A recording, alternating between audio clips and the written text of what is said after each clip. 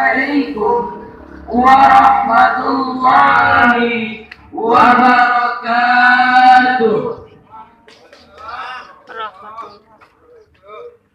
Tanamlah padi, tanamlah apa?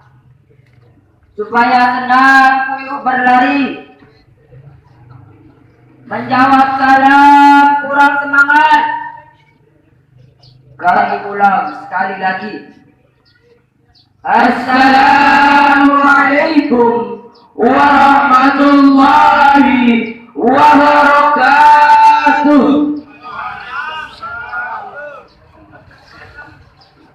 Alhamdulillah.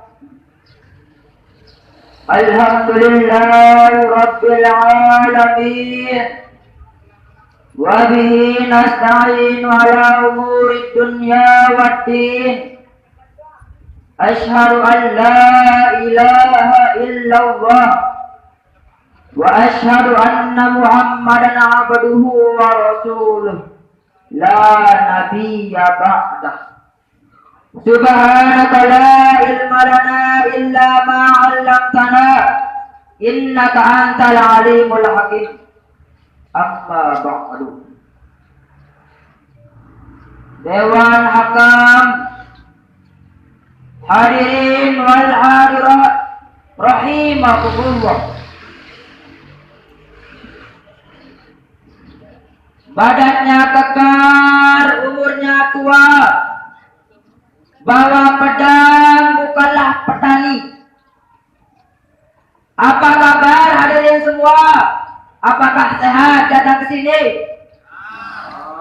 Alhamdulillah.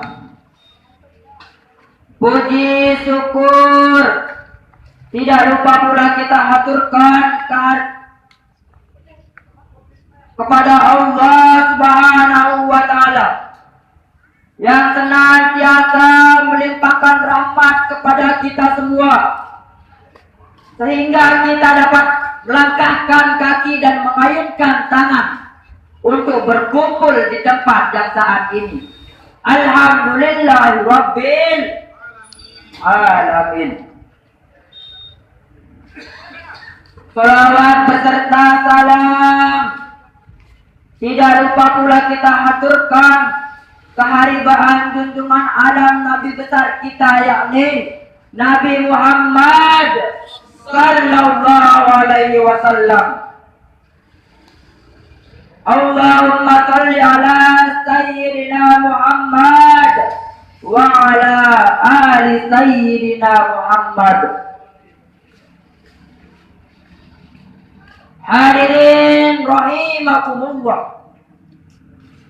Perkembangan teknologi elektronik digital memberikan dampak positif yang sekaligus negatif terhadap perilaku sosial, perilaku budaya, ekonomi, ataupun politik.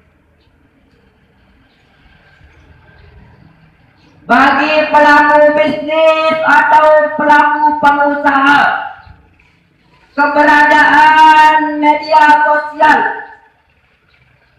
dapat memberikan dampak positif yang signifikan terhadap penjualan. Namun jika kita melihat sisi negatifnya, tidak kalah dahsyat efek yang ditimbulkan akibat penyalahgunaan dari media sosial.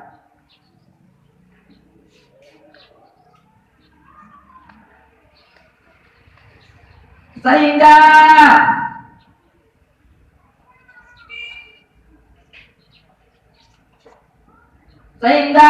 berita yang tersebar dapat dimanfaatkan oleh semua masyarakat.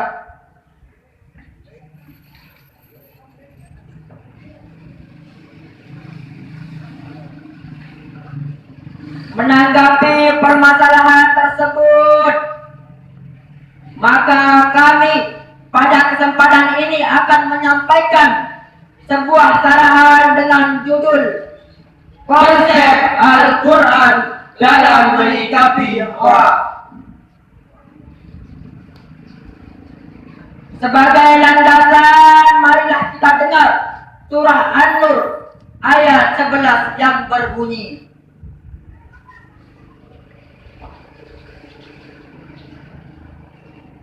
أعوذ بالله من الشيطان الرجيم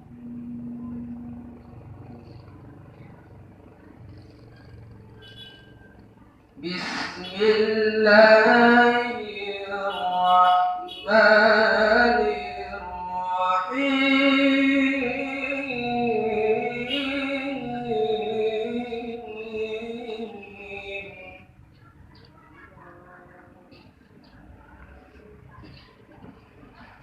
إن الذين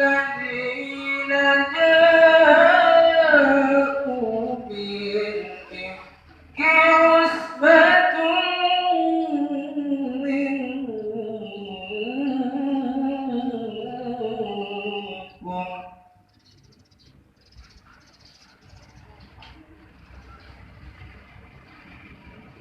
لا تحسبوه شرا لكم بل هو خير لكم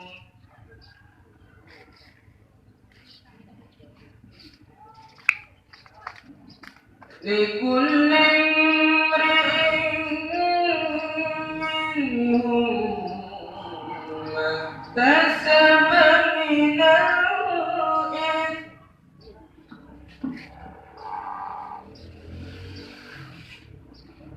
والذي تولى كبره منهم له عذاب عظيم.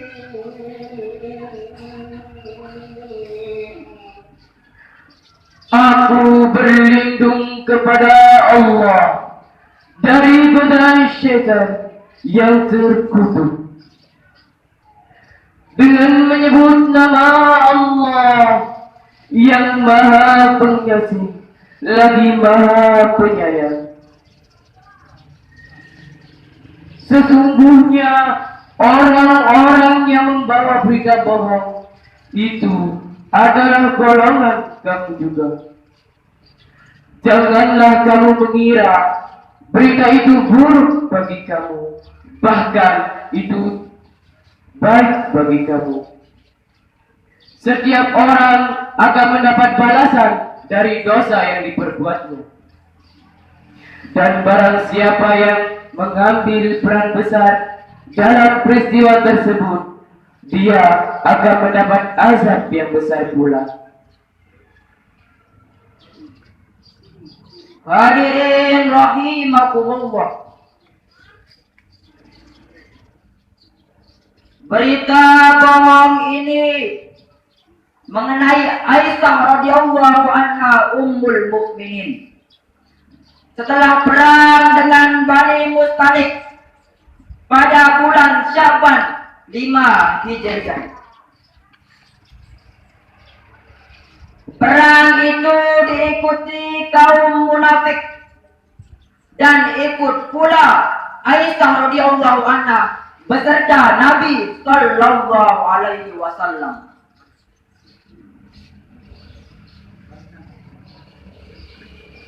Berdasarkan undian yang diadakan di antara istri-istri beliau dalam perjalanan, mereka berhenti pada suatu tempat.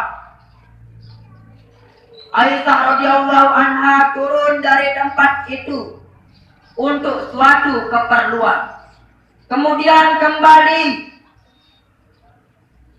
Maka tiba-tiba Aisyah radhiyallahu anha merasa kalungnya hilang.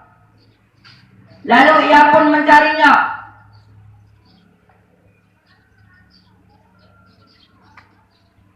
Dan rombongan bersangka bahwa Aisyah radhiyallahu anha masih ada dalam sekedupnya.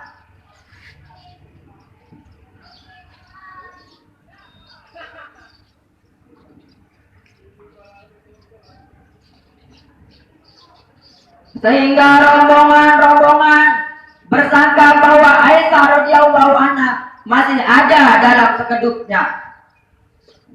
Setelah Aisyah radhiyallahu anha mengetahui sekedupnya sudah berangkat, ia pun berharap sekedup itu akan kembali untuk menjemputnya. Secara kebetulan, seorang sahabat Nabi bernama Safwan bin Mu'attal lewat di tempat itu dan menemukan seseorang yang sedang tidur sendirian. Safwan terkejut seraya mengucapkan inna lillahi wa inna ilaihi raji'un. Istri Rasulullah Aisyah radhiyallahu anha terbangun. Lalu Safwan mempersilahkan Aisyah radhiyallahu anha untuk menaiki untanya. Safwan berjalan menuntun unta sampai ke Madinah. Orang-orang yang melihat mereka membicarakannya menurut pendapat masing-masing. Mulailah timbul desas-desus. Kemudian لكل امرئ منهم ما اكتسب من الإثم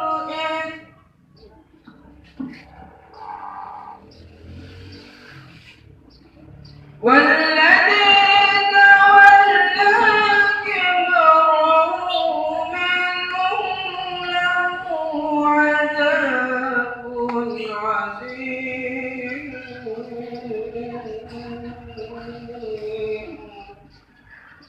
Aku berlindung kepada Allah dari godaan syaitan yang terkutuk.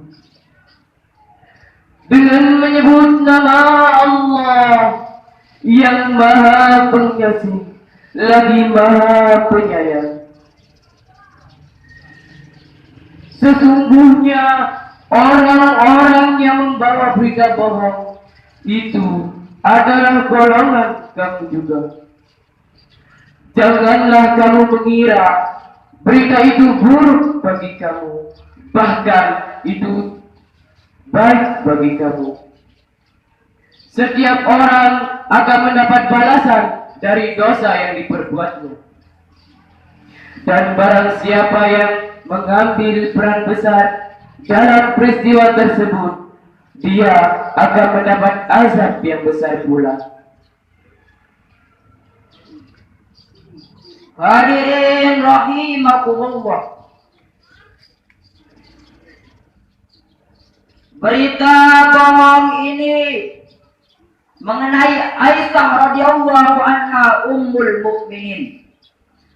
Setelah perang dengan Bani Mustalik pada bulan Sya'ban 5 Hijriah.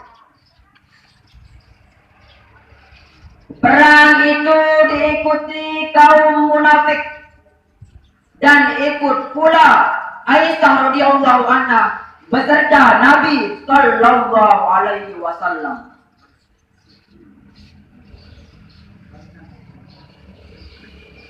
Berdasarkan undian yang diadakan di antara istri-istri beliau, dalam perjalanan mereka berhenti pada suatu tempat.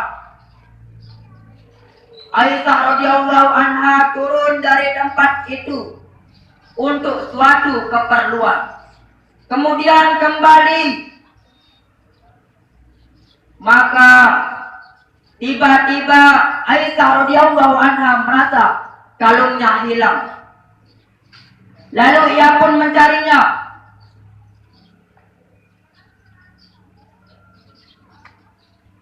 Dan rombongan bersangka bahwa Aisyah radhiyallahu anha masih ada dalam sekedupnya.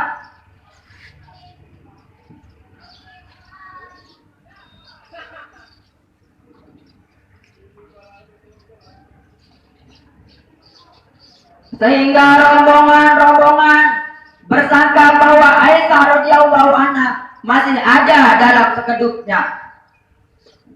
Setelah Aisyah radhiyallahu anha mengetahui sekedupnya sudah berangkat, Ia pun berharap sekedup itu akan kembali untuk menjemputnya. Secara kebetulan, seorang sahabat Nabi bernama Safwan bin Mu'attal lewat di tempat itu dan menemukan seseorang yang sedang tidur sendirian.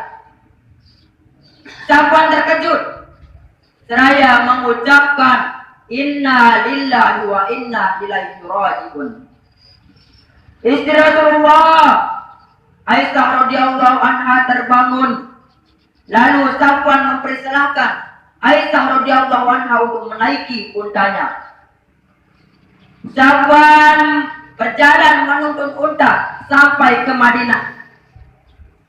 Orang-orang yang melihat mereka membicarakannya menurut pendapat masing-masing. Mulailah timbul desas-desus. Kemudian kaum munafik membesar-besarkannya. Maka fitnah atas Aisyah radhiyallahu anha itu pun berdampak luas sehingga menimbulkan keguncangan di kalangan kaum muslim. Hadirin rahimakumullah. Menurut Syekh Prof. Dr. Suhaiman Al-Madinah Al-Munawwarah menjelaskan, dalam ayat ini Allah Subhanahu wa taala membebaskan Ummul Mukminin dari tuduhan zina yang disebarkan oleh pemimpin kaum munafik Abdullah bin Ubay bin Salul. Dan Allah Subhanahu wa taala menerangkan hati keluarga Abu Bakar. Menurut Imam Al-Ghair dalam tafsir Al-Ghazir jilid 13 mengatakan ayat ini sama dengan surah An-Nahl, sama-sama menjelaskan tentang perilaku manusia yang menyebarkan berita dengan dusta. Gaya hidup para pendusta, mereka berbuat ulah seenak-enaknya, menyebarkan berita dusta di berbagai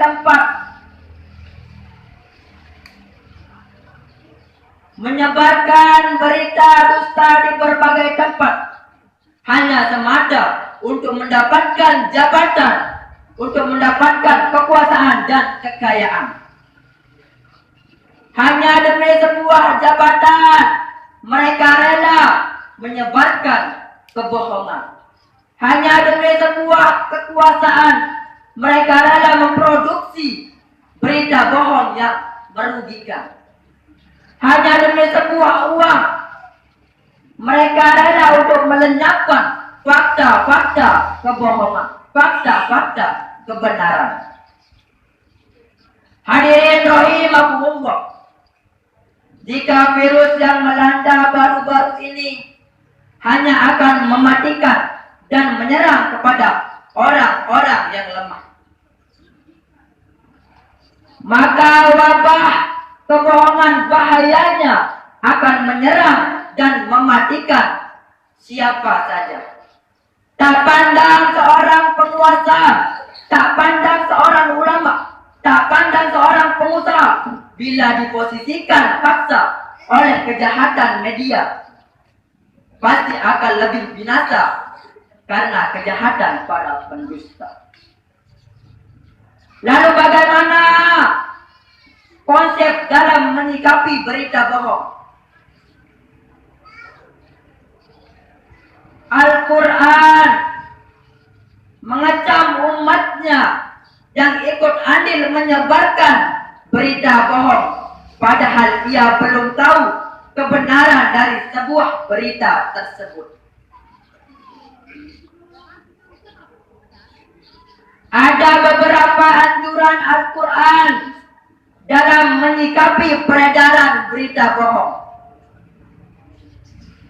Yang pertama, hendaklah berprasangka baik.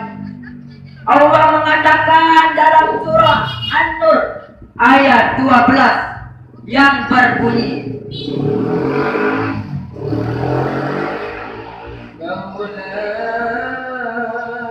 أولئك جميعهم ظن المؤمنون والمؤمنات بأنفسهم خيرا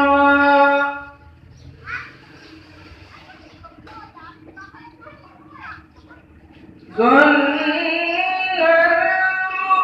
المؤمنون والمؤمنات بأنفسهم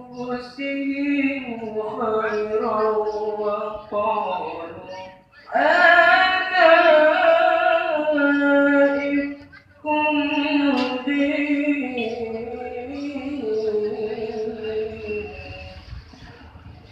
Mengapa orang-orang mukmin dan mukminat tidak berbaik sangka terhadap kelompok mereka? Ketika mereka mendengar suatu kebohongan, mereka berkata, ini suatu kebohongan yang nyata.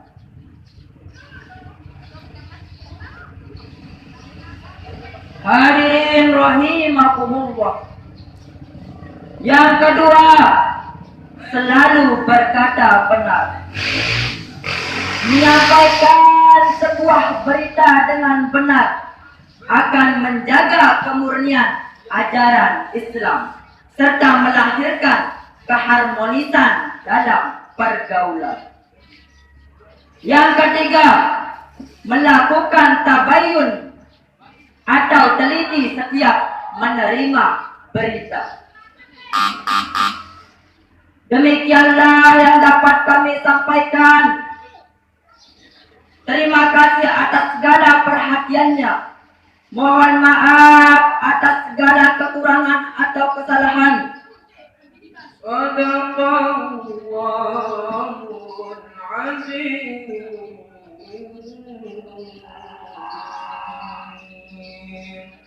Maha benar Allah atas segala firman-Nya. Wabillahi taufiq wal hidayah. Wassalamualaikum warahmatullahi wabarakatuh.